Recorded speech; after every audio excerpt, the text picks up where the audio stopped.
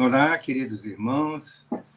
É uma alegria, é um prazer muito grande estarmos aqui juntos com vocês, eu e a nossa irmã Dilceia, para darmos início ao estudo do livro Ave Cristo, que é o terceiro livro da série dos romances de Emmanuel.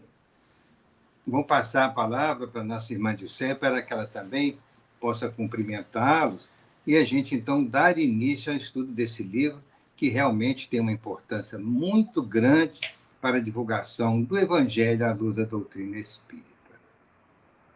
Olá, Dilceia. Oi, Kleber. Realmente, como você disse, é um prazer enorme nós começarmos o estudo desse livro maravilhoso, não é?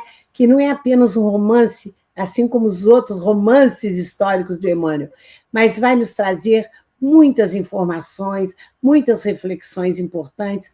Então, é um prazer mesmo a gente começar a gravar esse estudo do livro.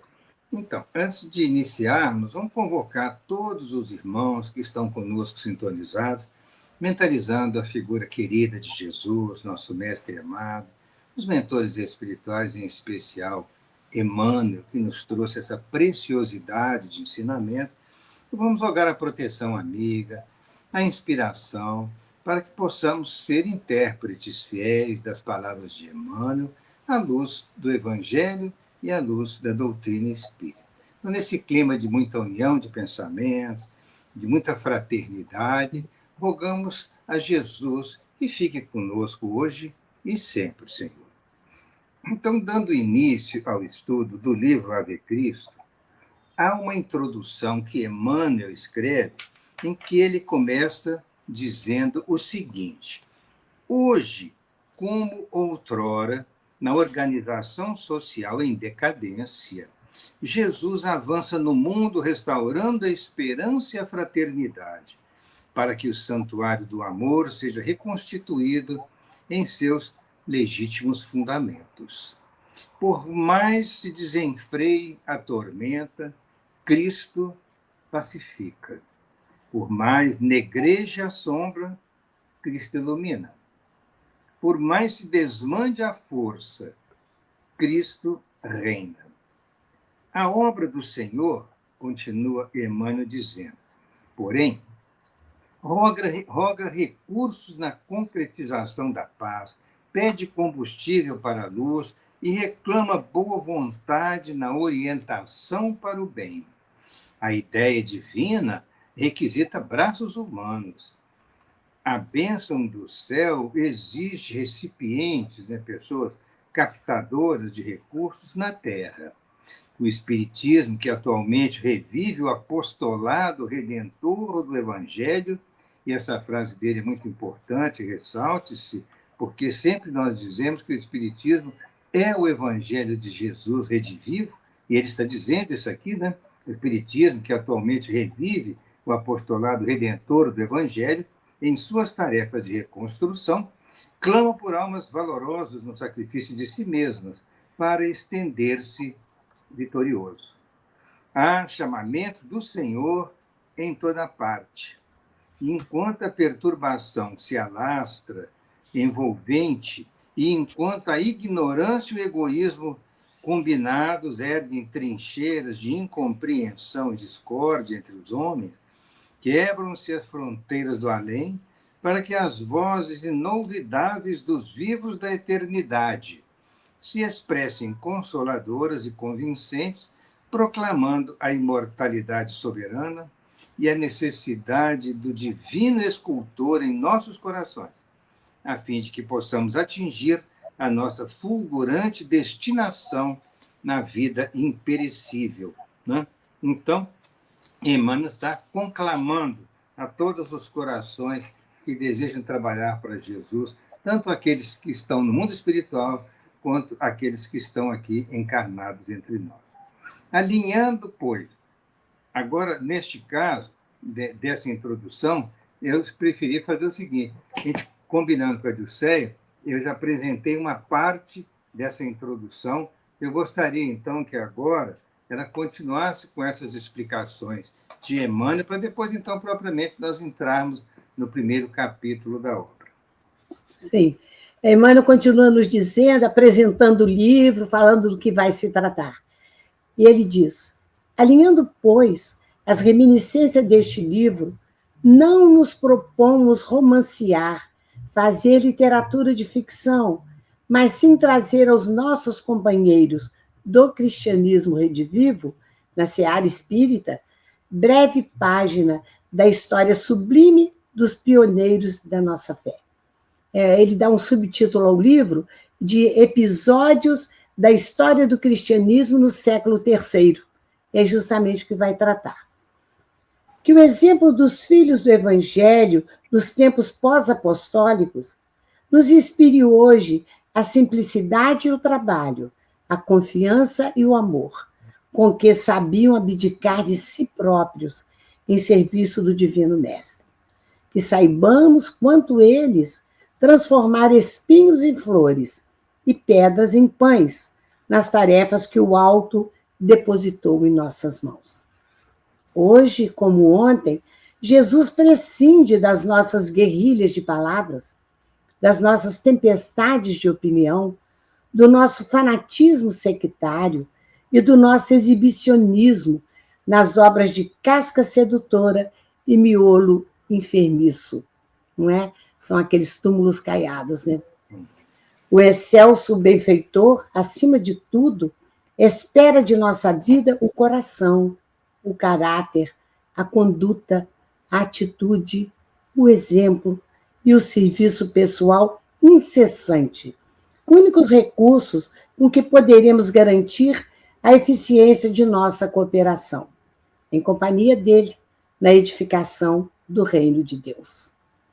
Suplicando-lhe assim, nos ampare o ideal renovador, nos caminhos da árdua ascensão que nos cabe trilhar. Repetimos com os nossos veneráveis instrutores dos primeiros séculos da Boa Nova: Ave Cristo, os que aspiram à glória de servir em teu nome, te glorificam e saúdam.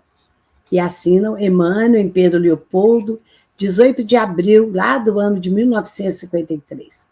Eu acho lindo o título desse livro. Ave, vem do latim, avis, ave, que significa salve. É uma saudação romana, um cumprimento que nós vimos em outros locais. Por exemplo, Ave Maria, Ave César. Quer dizer, uma saudação muito digna, que ele está fazendo àquele que mais merece de todos, que é o Cristo. Então, ele nos apresenta belamente o que espera de nós, né? Espera o nosso trabalho incessante na causa do bem. Kleber. É importante destacar a última frase que a Dilceia leu da apresentação deste livro, que é exatamente aqueles que iriam trabalhar pelo Cristo nos primeiros séculos com muito sofrimento, com muitas perseguições nas arenas romanas, mas diziam: Ave Cristo, os que aspiram à glória de servir em teu nome te glorificam e saúdam. E eles se chamaram a atenção, no prefácio, a data de 18 de abril é a data do aniversário de lançamento do Livro dos Espíritos, né?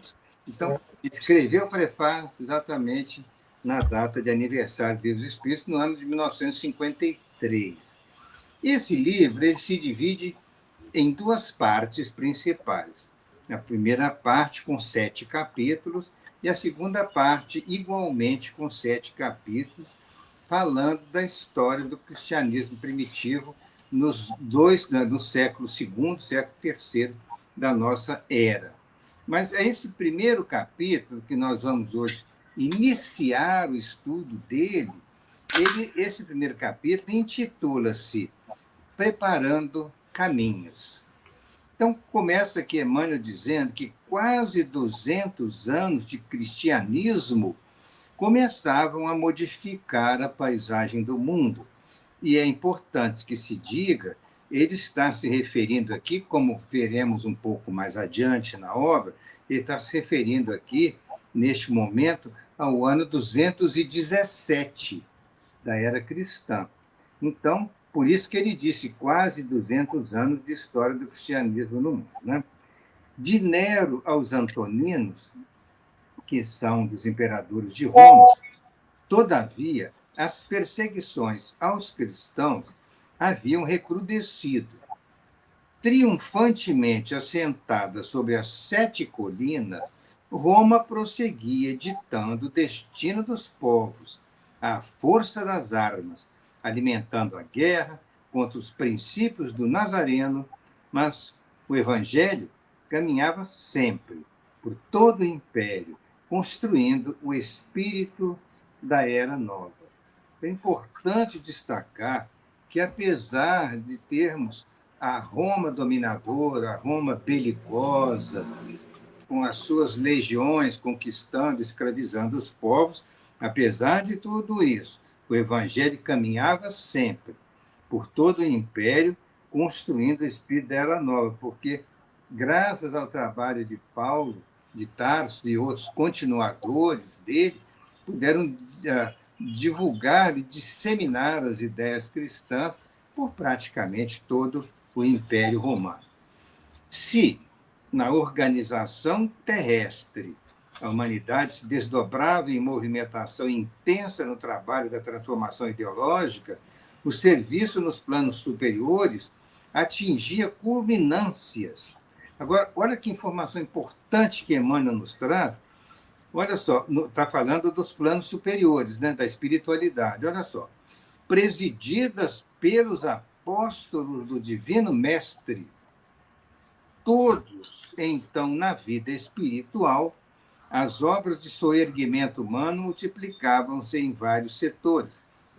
Então, fica claro aqui, pelo ensinamento de Emmanuel, que todos os apóstolos de Jesus, já evidentemente desencarnados, estavam trabalhando nos planos superiores da espiritualidade, coordenando do alto todo o movimento de divulgação do cristianismo no mundo de então. Né? O mundo de então, estamos nos referindo aí ao Império Romano.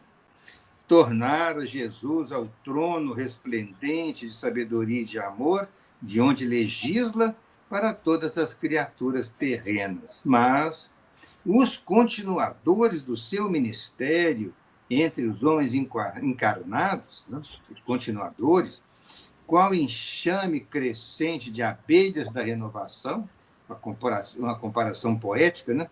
Um enxame crescente de abelhas da renovação, são os novos cristãos, né? Que lutavam no Império Romano para a divulgação e a prática do cristianismo, prosseguiam ativos, preparando o solo dos corações para o reino de Deus. Enquanto exércitos compactos de cristãos desapareciam nas fogueiras e nas cruzes, nos suplícios intermináveis ou nas mandíbulas das feras, templos de esperança se levantavam felizes, além das fronteiras de sombra, dentro das quais falanges enormes de espíritos convertidos ao bem se ofereciam para a batalha do amor, para a batalha de suor e sangue, em que, usando a vestimenta física, dariam testemunhos de fé e de boa vontade, colaborando na expansão da Boa Nova para a redenção da Terra. Ele coloca aqui o grande esforço que era desenvolvido pelos trabalhadores do bem que reencarnavam na luta para representar aqui toda a divulgação do Evangelho de Jesus no Império Romano. Era muita luta, era muita perseguição. Em determinados imperadores, a perseguição se intensificava e com outros ela amainava um pouco, mas nunca deixou de existir por praticamente 3 séculos consecutivos, né? Só mesmo com Constantino, lá por volta do ano 315 a 320, é que foi possível, né, haver uma definição, né, de suspender a perseguição aos cristãos. Portanto, durante praticamente 3 séculos, houve toda essa perseguição aos propagadores do Evangelho de Jesus. E assim é que em formosa cidade espiritual, nas adjacências da crosta planetária, vamos encontrar grande assembleia de almas, atraídas ao roteiro divino, escutando a exortação do iluminado orientador, que lhes falava de coração posto nos lábios. Então, antes de entrarmos propriamente na palestra desse grande mentor que falava para uma assembleia de espíritos elevados em planos superiores, nós vamos recordar aqui com vocês que foi dito aqui logo no início do capítulo, falando de Nero aos Antoninos, referência aos imperadores romanos. Então, nós temos aqui o seguinte: Nero, ele nasceu no ano 37 e desencarnou no ano 68. E teve o seu governo, ele, um dos mais cruéis imperadores romanos, do ano 54 ao ano 68. Lembrando que, nesses 14 anos de governo, muita crueldade foi perpetrada contra os cidadãos romanos, e, principalmente, nesse período de Nero, foi que iniciou-se a perseguição aos cristãos. Nero era o último imperador da dinastia Júlio-Claudiana, que era o nome que se dava à dinastia a qual ele pertencia. Porém, após a morte dele, naturalmente foi por suicídio, a ele seguiram outros imperadores, estes sim, agora pertencendo à nova dinastia, que é a dinastia Nerva Antonina. Nerva Antonina, ou simplesmente chamados Antoninos, eles governaram do ano 96 até o ano de 192. Citando aqui, são Nerva, Trajano, Adriano, Antonino Pio, Marco Aurélio, Lúcio Vério e Cômodo. Esses imperadores, eles trabalharam na organização do Império, na administração do Império, do ano 96 a 192, como a chamada dinastia dos Antoninos. E entre eles, né, período conhecido pela grande prosperidade e estabilidade relativa de paz no Império Romano, foi conhecido como a Era de Ouro Romana. Né? E esses imperadores da Era de Ouro são considerados pelos historiadores os 5 imperadores que agora citamos: Nerva, Trajano, Adriano, Antonino e Marco Aurélio. Esses 5 são considerados os 5 imperadores da Era de Ouro do Império Romano. E nesta era de uma fase de implantação do cristianismo e Jesus legislando para todas as criaturas terrenas. Lembrando que todos os apóstolos, já no plano espiritual, coordenavam as obras, e lembrando que o Cristo é o sol espiritual dos nossos destinos. Nesta obra, serão citadas várias vezes determinadas datas, e essas datas, que aqui nós vamos referir a vocês, elas são desde o ano de 177 da era cristã até o ano 258, que 258 é a última data citada nesta obra. Mas várias datas, como 197, 202, 217, 233, 235 e também 243, 250, 256, 257 e finalmente terminando em 258, ou seja, a grosso modo, nós teremos aqui praticamente 80 anos de história do cristianismo primitivo contido entre essas datas, de 177 até 258. Interessante essa citação, evidentemente que no decorrer da obra outras citações de datas irão aparecendo e nós vamos nos referir, naturalmente, a essas datas. Né? A questão agora que nós estamos mostrando é que, no pleno mundo espiritual, né, um grande mentor começou a falar para uma assembleia a respeito dessa questão da preparação dos novos lutadores do cristianismo que iam reencarnar. Irmãos, dizia ele, envolvido em suaves irradiações de luz, o Evangelho é um código de paz e felicidade que precisamos substancializar, concretizar dentro da própria vida. O sol que jorra bênçãos sobre o mundo incorpora-se à natureza, sustentando-a e renovando-lhe as criações. A folha da árvore, o fruto nutriente, o cântico do ninho e a riqueza da colmeia são dádivas do astro sublime, materializadas pelos princípios da eterna inteligência. Todos nós sabemos hoje, com todas as pesquisas da ciência moderna, que o Sol é o mantenedor da vida no planeta. Sem o Sol, não teríamos aqui a vida. O Cristo, agora ele vai falar um contraponto entre o Sol e Jesus. O Cristo é o sol espiritual dos nossos destinos. Urge, pois, associarmos-nos voluntariamente aos ensinamentos dele, concretizando-lhes a essência em nossas atividades de cada dia. Não podemos esquecer, entretanto, que a mente do homem jaz petrificada na terra, dormindo nas falsas concepções da vida celeste. Nessas falsas concepções da vida celeste, inclui-se aquela tradição religiosa do paraíso, né? Ou de zona de sofrimento eterno no inferno, ou de felicidade eterna no paraíso, ou de um estado de transição meio indefinido, mas são falsas concepções religiosas do passado. Mesmo entre os romanos, antes de o cristianismo estar definitivamente estabelecido, já existia na mitologia, existiam as ideias do paraíso e do inferno, né, comandado por outras divindades mitológicas. Né? A política de dominação militar asfixiou as velhas tradições dos primitivos santuários. As coortes romanas, as legiões romanas, abafaram as vozes da filosofia grega, como os povos bárbaros sufocaram a revelação egípcia. Adensou-se o nevoeiro da estagnação e da morte entre as criaturas. As águias imperiais assentaram na cega idolatria de Júpiter, a mentirosa religião da vaidade e do poder. Então, este grande orientador espiritual falava com um grupo muito grande de entidades elevadas que estavam assistindo. E agora, a continuidade da palestra, eu vou passar a palavra para a Dilceia, então, para que ela dê continuidade. Sim, então aí ele se refere a Júpiter, né? O rei dos deuses, soberano do Monte Olímpio, Deus do céu e do trovão, e que correspondia a Zeus na mitologia grega, né?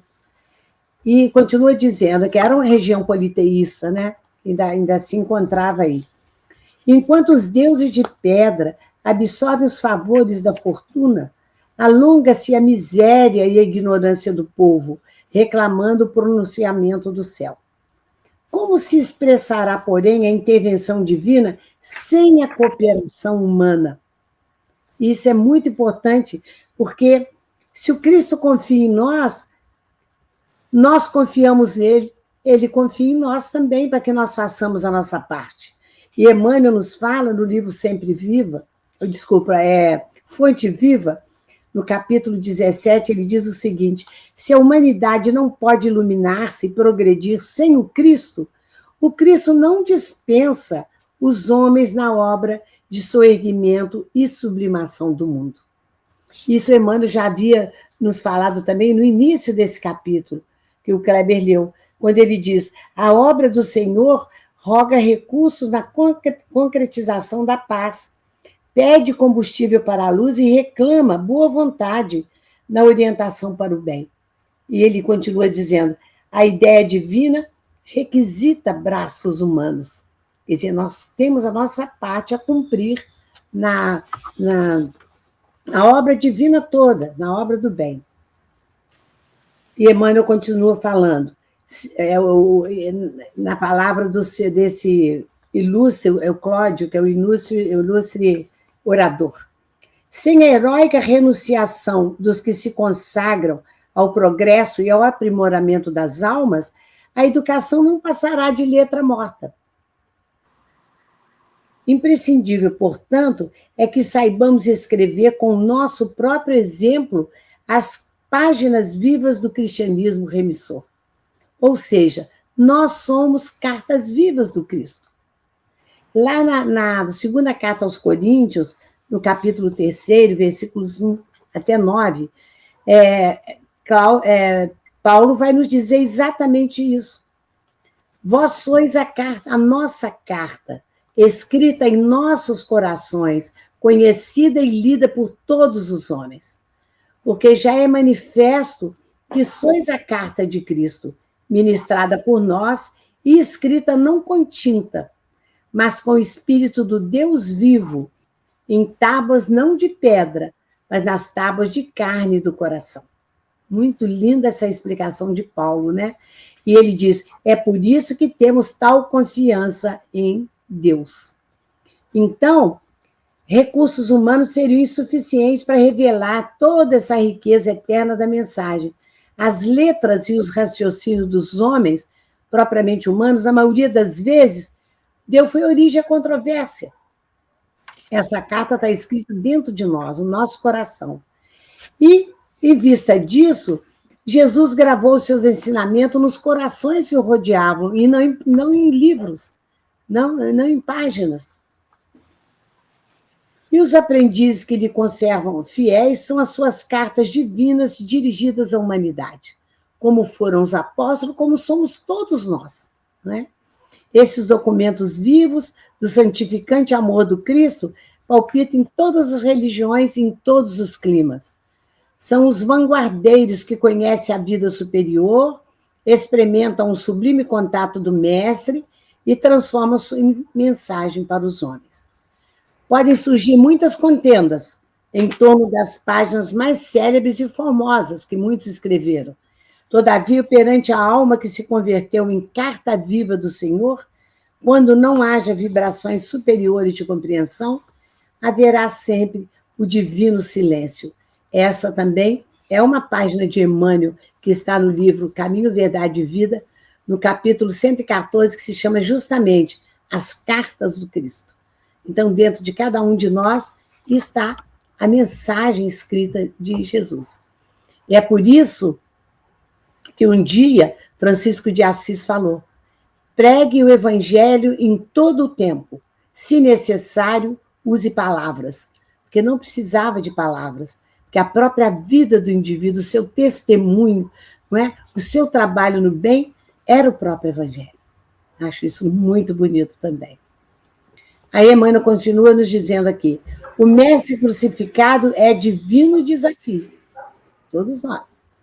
Até agora, os conquistadores do mundo conseguiram avançar no carro purpúreo da vitória, matando ou destruindo, valendo-se das legiões de guerreiros e lidadores cruéis.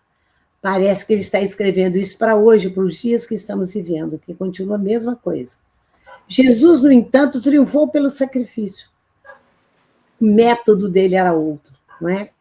A vitória e a paz de Jesus diferem da vitória e da paz dos homens, porque os homens fazem a paz armada, eles fazem a guerra, eles instauram os períodos de guerra, os locais, para construir a paz, que é uma coisa que não dá para entender muito, né? Para eles construírem a paz no local, eles primeiro fazem a guerra. Há uma grande destruição, um grande número de mortos, e depois a paz se faz naquele local. A paz de Jesus é outra coisa. E ele diz que César, atado às vicissitudes humanas, governa os assuntos referentes à carne em trânsito para a renovação. Ele cuida das coisas terrenas, efêmeras. Jesus um dia falou disso, falou que, olha, a efígie que está na moeda, a efígie de César. Ele cuida das coisas do mundo. As coisas do Pai são outras coisas. Cristo reina sobre a alma que nunca morre, aos poucos sublimando-a para a glória imperecível. Então, ele reina que realmente é importante, que é a verdadeira vida. Por isso ele diz que o reino dele não é deste mundo, construído sobre as glórias terrenas. O tribuno venerável, né, que estava fazendo essa prédica, ele faz uma pausa, como que intencional, porque o clangor distante de muitos litos reunidos se fazia ouvir em pleno céu, dando a ideia de uma convocação para alguma batalha próxima. Litos, na Roma antiga, eram um tipo de instrumento de sopro, semelhante a uma trombeta curva, usado para dar sinais de combate, que conclamava os indivíduos ao combate. naquela hora estavam sendo ouvidos vários desses instrumentos. As centenas de entidades que se aconchegavam umas às outras, naquele admirável recinto, cuja abóboda deixava perceber a luz tremeluzente das estrelas remotas, entreolharam-se ofegantes. Todos os espíritos ali congregados pareciam ansiosos pela oportunidade de servir. Todos estavam empenhados, então, no serviço do bem. Alguns traziam no semblante expressões de saudade e de dor, qual se estivessem ligados à batalha da terra, por feridas de aflição, somente curáveis com o retorno às angústias do passado. Então, estavam muito ligados ainda às lembranças do mundo, do qual eles tinham se desprendido, né?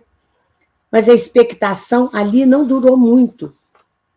Superando aquelas clarinadas que ecoavam na noite, pela noite, a voz do pregador ressurgiu e disse: muitos de vós, amados irmãos, deixastes a retaguarda velhos compromissos de amor e desejais voltar ao áspero trilho da carne, ou seja, voltar a se reencarnar.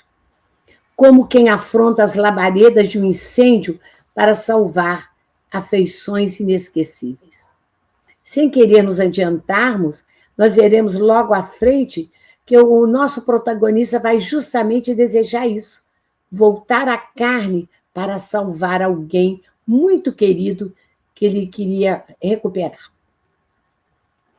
Entretanto, os devotados agora à verdade divina, aprendestes a colocar os desígnios do Senhor acima dos próprios desejos. Então, nem sempre será possível a gente querer resgatar aqueles que ficaram longe de nós, que estão precisando de nós. E é por isso que já na oração dominical, Jesus nos ensinava: seja feita a vossa vontade, assim na terra como no céu. Vejamos o que é possível. Nós vamos ver como as coisas vão se desenvolver. Entediados da ilusão, consultais a realidade, buscando engrandecê-la, e a realidade aceita o vosso concurso decisivo para impor-se no mundo. Então, vamos tentar mudar isso, né? A ilusão das coisas terrenas, que nós vimos que não nos levaram a nada, e que depois de algum tempo nós sentimos aí necessidade de buscar algo melhor dentro de nós. Então, esse é o tédio que surge quando nós estamos iludidos com as coisas passageiras, né, do mundo terreno. Chega também a hora do tédio, aqueles que fazem mal, o tédio também de não só não fazer o mal, mas também de não fazer o bem, do ócio que deprime, que leva a uma depressão, uma vontade de mudar. Não olvideis, todavia, que somente colaborareis na obra do Cristo, ajudando sem exigir e trabalhando sem apego aos resultados. Então, nós não podemos querer em troca. É fazer o bem pelo bem, fazer a caridade desinteressada, não para nos, vamos dizer assim, melhorarmos, esperando que isso vá trazer uma consequência benéfica para nós. Não, é o bem pelo bem. Como o pavio da vela, que deve submeter-se e consumir-se a fim de que as trevas se desfaçam, sereis constrangidos ao sofrimento e à humilhação, para que novos horizontes se abram ao entendimento das criaturas. Os eternos apóstolos, né? Aqueles eternos mártires do cristianismo, que até hoje perdura, quantos sofrem, né, em nome do Cristo ainda hoje. Por muito tempo ainda, o programa dos cristãos não se afastará das legendas do apóstolo Paulo.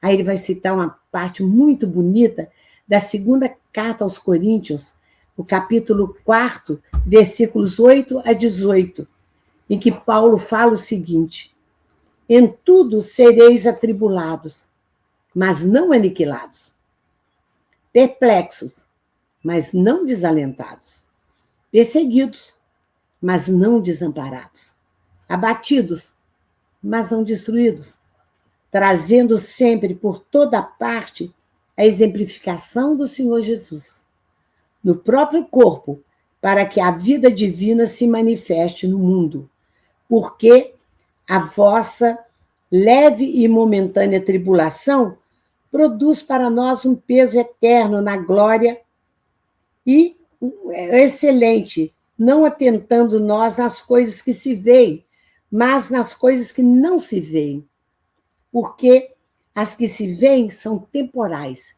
e as que não se veem são eternas.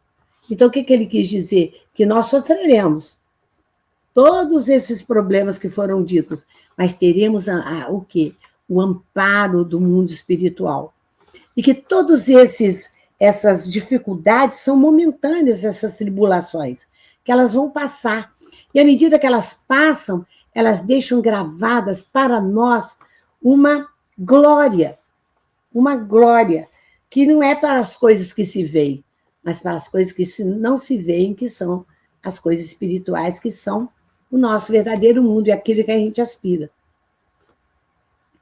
Então, ele diz nisso que nós devemos enfrentar todos os desafios da vida, a saúde que podemos perder, as perdas financeiras, as perdas amorosas, não é? E usando os ensinamentos de Jesus para o crescimento, o autoconhecimento e superação dessas dificuldades, transformando essas crises em oportunidades que vão nos servir para sempre. Então, nós somos mártires desses tempos, nós somos os novos discípulos, todos nós, que ainda hoje, sem aquelas excruciantes dores daqueles primeiros testemunhos que assinalaram aqueles mártires da fé, do começo do cristianismo, né? Como nos foi mostrado pelo próprio Emmanuel, os primeiros livros dos romances históricos, como há 2000 anos, 50 anos depois, permanecem as palavras de Jesus como uma espada que separa as ligações enganosas desse conúbio carnal, desse relacionamento do mundo carnal, trabalhando sentimentos humanos para que entendam as necessidades de integração nos postulados do saber eterno. E ele vai terminar essa parte dizendo: é assim, quantos renascerem nas sombras da matéria mais densa, estarão incessantemente entregues ao sacrifício, por amor à verdade, a fim de que a lição do Divino Mestre brilhe mais intensamente nos domínios da carne mortal. Ou seja, nós estamos vivendo num mundo de provas e expiações. Então, é de se esperar que nós vamos renascer, não é? Nessa matéria mais densa, com grandes problemas a superarmos. Mas que isso pode significar um sacrifício a curto prazo, mas que serão o remédio. Não, as dores não são as doenças, mas elas são os remédios para o que nós precisamos. Enquanto a gente permanecer nesse estado, então, de infância moral, as coisas se apresentam, todas essas dificuldades, como de vital importância, perdendo significado vagarosamente à medida que nós vamos evoluindo espiritualmente. Elas vão cada vez tendo menos importância. Quem aspirar a tornar-se o grande será, Jesus falou isso lá em Mateus, no capítulo 20, quem aspirar a tornar-se grande entre vós será o vosso servidor. E quem aspirar a ser o primeiro no meio de vós será o vosso escravo. A exemplo do Filho do Homem, que não veio para ser servido, mas para servir e dar a sua vida em resgate pela humanidade. Então, é nessa informação, nessa parte linda que Jesus nos trouxe para dizer que nós viemos para servir, não é? Que nós viemos para praticar o bem, porque nós estamos num mundo de provas e expiações, que nós estamos aqui porque nós merecemos aqui estar, mas que temos essa grande oportunidade, com mais uma reencarnação, de nos conhecermos, de superarmos as nossas imperfeições e de cada vez mais caminharmos para difundir, para vivenciar os ensinamentos evangélicos deixados por Jesus. E aqui nós deixamos, nesse momento, a nossa parte do estudo de hoje. É muito importante tudo aquilo que a Edilceia comentou, porque era totalmente ali, né, um preparo daquelas almas reunidas, que eram muito numerosas, que escutavam a palavra sábia daquele mentor, que agora mais adiante nós vamos saber, que era de nome Clódio, e que após essa palestra ele entra em entendimento, né, pessoal com todos que estão ali, e neste momento, nos próximos estudos, nós vamos conhecer, né, quem que é a pessoa que vai reencarnar buscando, né, o amparo ao filho que ainda se encontra em zonas de sofrimento e em zonas de treva, perseguindo os cristãos. Mas antes de terminarmos, antes de eu pedir a Dilceia que possa fazer o encerramento para nós, é importante nós recordarmos essa frase aqui, que ela chamou a atenção, que diz o seguinte: entretanto, devotados agora à verdade divina, aprendestes a colocar os desígnios do Senhor acima dos próprios desejos. Então, essa frase é chave para nós compreendermos que todos aqueles companheiros que ali estavam presentes eram trabalhadores do Cristo. E eles já tinham aprendido a colocar os desígnios de Jesus acima das suas vontades pessoais. Da mesma forma que Paulo afirmava que já não sou eu quem vive, mas é o Cristo que vive em mim. Então, esse conselho de Paulo, nós estamos encerrando as nossas considerações de hoje e agradecendo também a Dilceia pela pesquisa realizada. Nós vamos passar a palavra a ela para que possa fazer a prece de encerramento e, de antemão, agradecendo o carinho e as boas vibrações de todos vocês. Estamos, então, muito felizes por estarmos tomando conhecimento desse livro maravilhoso e relata, né, a participação daqueles primeiros cristãos na divulgação do Evangelho de Jesus. Nós queremos agradecer a Emmanuel por ter nos trazido esses romances históricos maravilhosos. Agradecer a Jesus, nosso mestre, amigo, irmão maior, e pedir a Ele que continue a nos inspirar a sermos pessoas melhores, a contribuirmos pessoalmente para a melhoria da situação no nosso planeta, na medida que ele vai se transformar num planeta de regeneração. E que isso depende de cada um de nós.